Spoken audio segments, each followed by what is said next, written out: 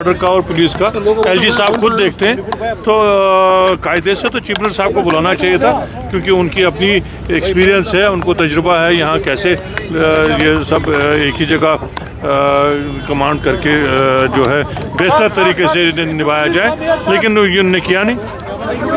Meeting secretariat में बुलाई गई थी, क्या मेन एजेंडा था इस मीटिंग का? ये तो प्री बजट मीटिंग है, अभी तो बजट हो रहे हैं, इंशाल्लाह तो हम देख रहे हैं।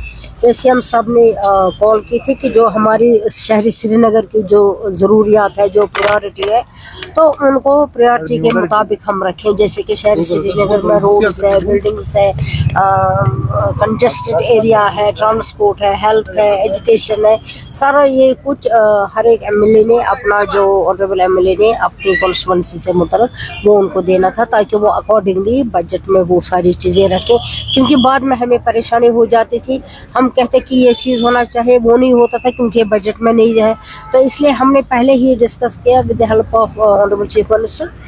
तो हमने जो प्रायोरिटीज़ हमने दी, रोड कंजेस्टेड है, जैसे कि कंजक्शन है, बहुत ज़्यादा बॉटलनेक्स है, रोड वाइडनिंग है, शहरी श्रीनगर को सही तरीके से जो जिसको लफ्ज़ हमने दिया है स्मार्ट सिटी। स्मार्ट सिटी तो यह है नहीं, यहाँ पर वो फैसिलिटीज़ नहीं है जो कि स्मार्ट सिटी के डोमेन में आते हैं, उसमें से कोई भी आज तक टच नहीं हुआ है। तो हमने ये सब कुछ उनसे कहा है, जैसे कि रोड्स काफ़ी नैरो हो गए हैं, फुटपाथ बड़े हो गए हैं। तमाम एमएलए एनसी के थे, सारे एमएलए। और एडमिनिस्ट्रेशन में कौन कौन था? एडमिनिस्ट्रेशन में सभी थे, जो इम्पोर्टेंट पर्सनालिटीज है वहाँ पे। चीफ सेक्रेटरी साहब थे, फाइनेंशियल सेक्रेटरी साहब थे, वो सारे थे। जो भी कंसर्न, डीसी साहब था जो श्रीनगर के, वो सारा कुछ उन्होंने ऑलरेडी हमसे लिया था। अब वो डिस्कस करना था वन बाय वन की क्या ज़रूरत है। स्कूल उसका है, और प्राइवेट स्कूल्स की भी बात हुई है कि प्राइवेट स्कूल्स को लेकर क्या बात हुई? मैंने वो अपने इसमें दिया है, प्राइवेट स्कूल्स विदाउट एनी, जो कि वो हमें बताते नहीं है कि कितना किस स्कूल में कितना डोनेशन लेना चाहिए। प्राइवेट स्कूल में ये प्रॉब्लम है कि वो जो उनके मन में आता है वो डोनेशन लेते हैं। तो किस स्कूल ने क्या क्राइटेरिया रखा है, बसेस के लिए क्या है, स्कूल्स के लिए क्या है, आने वाले दिनों में पेरेंट्स को कुछ सहूलियत मिलेगी इंशाल्लाह रहमान। वी आर होपफुल कि जब ये बजट पेश होगा उस वक्त जो डायरेक्शन जाएगी तो उनको भी राहत मिलेगी। Thank you. होम डिपार्टमेंट और लॉ एंड ऑर्डर तो एलजी साहब के हाथ में है। उमर अब्दुल्ला साहब अपनी मीटिंग ले रहे थे यहाँ के डेवलपमेंट की, शहर के एमएलएज के साथ केपेक्स फंड्स की मीटिंग ले रहे थे। तो जो उमर अब्दुल्ला साहब वज़ीर आला का अपना डोमेन है, उस पर वो मीटिंग ले रहे हैं। लीडर ऑफ हम कभी उनके साथ नहीं जाने वाले हैं, हम तो हमेशा उनके खिलाफ लड़ेंगे। तो उनको कौन साथ उठा रहा है? वो अपने ख्वाब में देख रहे हैं कि कभी एनसी उनकी तरफ बात भी करेगा। हम लोगों ने बीजेपी के खिलाफ इलेक्शन लड़ा है और हम हमेशा बीजेपी के खिलाफ हैं।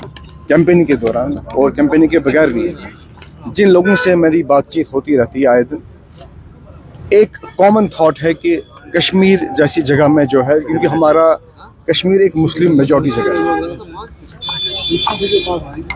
अगर ये मुस्लिम मेजॉरिटी स्टेट है तो हमारा इस्लाम जो है हमें लिकर कंजप्शन की इजाज़त जो है वो नहीं देता है।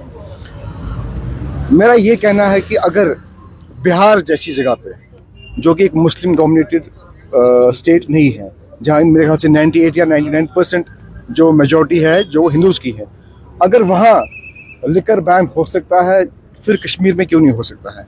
कश्मीर में अगर मेजॉरिटी मुसलमानों की है और मुसलमानों का जो अकीदा है इस्लाम की तरफ है, और इस्लाम हमें इस चीज़ की इजाज़त नहीं देता है, तो मेरे ख्याल से ये एक सबसे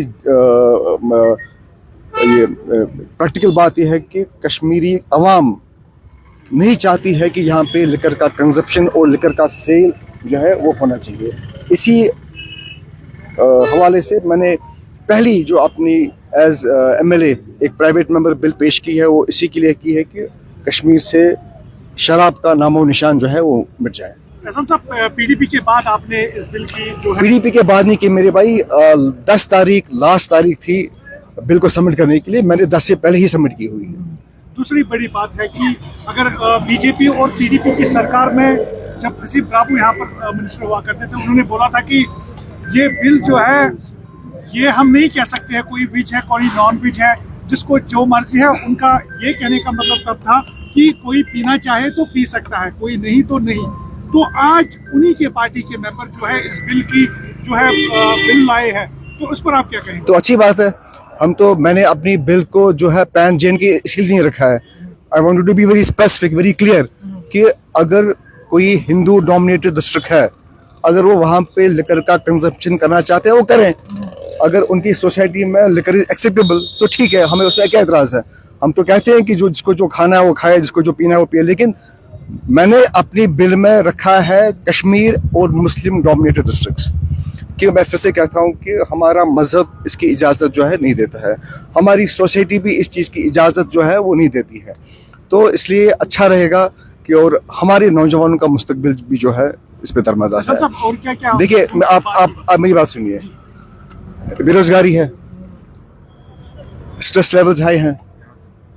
अब यहाँ लिकर की एक्सेसिबिलिटी इतनी इजी हो गई है कि परेशानी में एक हमारा नौजवान जिसको कोई कभी किसी प्रॉब्लम में होता है, वो उठ के जो है शराब की दुकान पे चला जाता है और शराब की बोतल लेके उसको कंज्यूम करता है। तो जब ऐसी वारदातें बार बार हो जाती है तो ऐसी फिर ये आदत बन जाती है इंसान की।